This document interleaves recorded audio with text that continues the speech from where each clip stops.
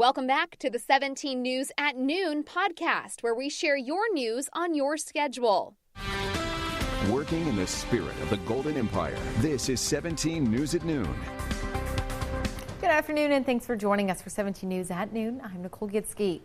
We begin with the desperate search for two young boys reported missing Monday night from their home in California City. We learned last night the FBI is now involved in the investigation. Agents interviewed the adoptive parents of the boys, Trezol and Jacqueline West, according to investigators. The couple was taken in for questioning around 3:45 yesterday afternoon, but they were not handcuffed and are said to be cooperating with police. 3-year-old Orrin West and 4-year-old Orson West were reported missing Monday evening. Just after 6 yesterday, a search warrant was served at the family's home on Aspen Avenue. Officers left the house carrying several brown bags and a large duffel bag. The parents' white van was also towed from the home. Many residents came here Monday night and yesterday to help in the search. I have a 4-year-old granddaughter and a 16-year-old daughter, and this child is a part of my community. I mean, this may not be the best community in the world, but it's mine. Here is another look at Orrin and Orson West. Cal City police say no arrests have been made, adding nothing has been ruled out regarding the boys' disappearance. Now tonight on 17 News, Perla Shaheen will have more. In the meantime, let's send things over to Kevin Charette with a look outdoors this afternoon. Kevin? Well, Nicole, things aren't too bad. We didn't deal with any dense fog this morning, so that was nice. We did start out with some cloud cover, and we've seen a little bit of thinning in that cloud cover here as we head into the noon hour in some areas of the valley. And you can see here on the satellite and radar, we're able to see a little bit of sunshine as I kind of zoom on in here. You'll kind of see where that area is. And out near Lamont and Arvin, and even into parts of Bakersfield, you can see some of those clouds starting to thin out. But areas to the north are still seeing the cloud cover. Here's a look downtown, looking pretty nice, and a temperature of 51, a west-northwest wind at 8. And as we take a look at the hour by hour here, we'll see temperatures this afternoon into the mid-50s, possibly upper 50s, depending on how much sun we can see, and then 40s tonight. Into the mountains, 48 degrees in Tehachapi. It is breezy, and east-southeast wind at 26, and you can see those strong winds over the Grapevine as well, and over the 58. Hour by hour here as we go throughout the day, lower 50s, and then we'll be back into the upper 30s throughout tonight. We are still looking at the chance of rain. We've been talking about it for the last few days. I'll tell you when it's due to arrive in just a few minutes. For now, Nicole, back over to you. All right, thanks for that, Kevin. Now to a look at the most recent coronavirus numbers here in Kern County. Kern Public Health reports 1,064 new cases along with 3 deaths today. More than 27,000 people are isolating at home with an active case of the virus. According to Public Health, 355 people are in the hospital with a more severe case of COVID, while 61,000 have received a positive test since March. And yesterday, the United States saw its highest number of COVID-19 deaths in a single day. According to data from NBC News, over 3,300 deaths were reported. That marks a new single-day record, beating out a previous single-day high record number on December 16th. According to an NBC News tally, there were over 204,000 new COVID-19 cases reported yesterday. That number is below the record set on December 18th. Overall, the U.S. has seen more than 18.2 million cases of coronavirus and more than 323,000 COVID-related deaths in the U.S. since tracking began earlier this year. Well, President Trump delivering an unwelcome Christmas week surprise, a threat that could delay or deny millions of Americans the COVID relief they so desperately need. That means direct payments, extra unemployment benefits, rent and food help all suddenly up in the air. In a White House-made video message, the president, who sat out negotiations himself, complained that $600 relief checks just approved by Congress are not good enough. NBC's Kelly O'Donnell reports. Christmas week chaos. Well, it's not enough. This unexpected veto threat could derail needed COVID relief. The bill they are now planning to send back to my desk is much different than anticipated. It really is a disgrace. In a White House-made video, the president, who did not engage in negotiations himself and has not been seen publicly in 10 days, suddenly demands Congress sweeten the $900 billion COVID package or else. To send me a suitable bill, or else the next administration will have to deliver a COVID relief package And maybe that administration will be me, and we will get it done. The $900 billion relief bill passed by Congress includes more money for unemployment benefits, small businesses, and direct checks to many Americans. $600 for people making less than $75,000 a year, plus another $600 for every child.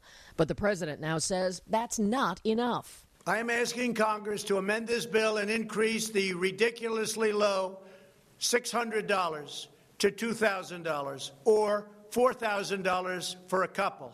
The video coming just after his own White House staff was praising the plan. The president has indicated his intent to sign the bill for a few reasons, because this is going to take care of American families with stimulus checks. It's going to take care of American small businesses. Top Democrats say they support bigger checks.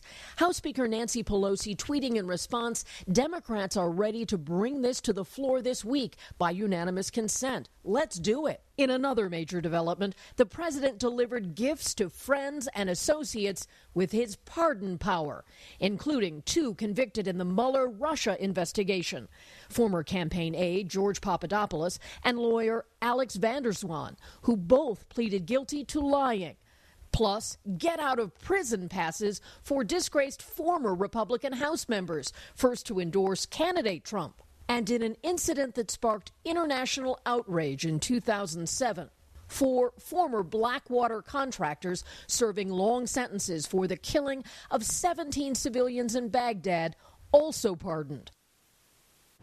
KGET Business Watch is brought to you by Grapevine MSP Technology Services, the Valley's leading IT service provider.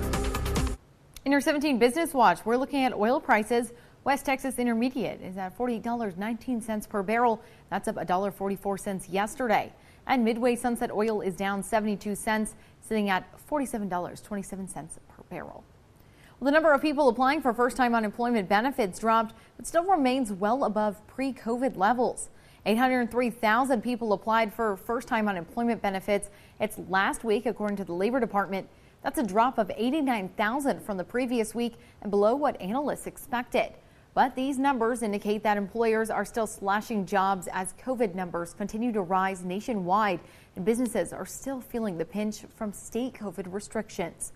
Continuing jobless claims or people receiving benefits for 2 weeks or more weeks dropped to 5.3 million, down from 5.5 million. In all, some 20.4 million people were receiving some kind of unemployment benefit through December 5th.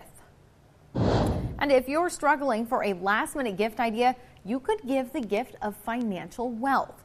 For kids, you can consider books and toys about money or open a 529 college savings account. It's a tax-deferred way to save with tax-free distributions for qualifying education expenses. You could also buy a stock in a child's name to help teach them about investing, or go with a certificate of deposit, more commonly known as CDS, which are a different kind of saving account that earn higher interest, with one caveat: you can't touch the funds for a certain length of time. For an adult, you could give a meeting with a financial advisor. Living and working in the same town, so 2019. COVID has forced many of us to work from home, and some of us wanted to remain this way permanently because of a very cool option. Annette Gutierrez explains. Being at home in my own office, not having to worry about getting a cup of coffee and having somebody coughing on everything. It's a relaxing atmosphere now. Bradenton resident Todd Kent works as a senior billing specialist for Service Channel, a New York-based company. But he isn't flying every day to get there. He's working in the comfort of his own home. I don't have to worry about necessarily getting sick from somebody. I don't have to worry about being dragged into any sort of office drama or gossip. Plus, it's cheaper. I'm not spending money on gas to drive to work every day. I'm not eating out fast food every day. Working over Zoom calls has opened up a world of opportunity for some folks.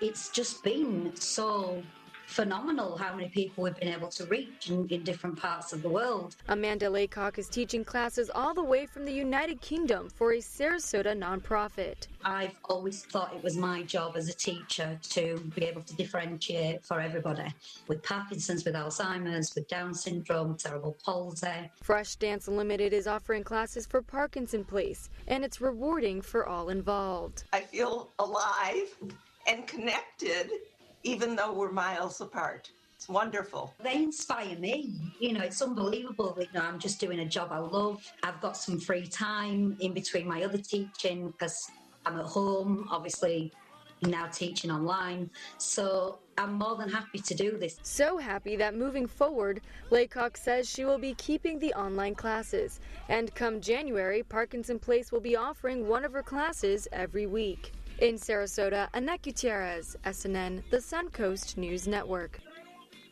The 17 News at Noon podcast is a production of KGET and Nexstar Media Group. For more on all of the headlines in today's show, head to kget.com.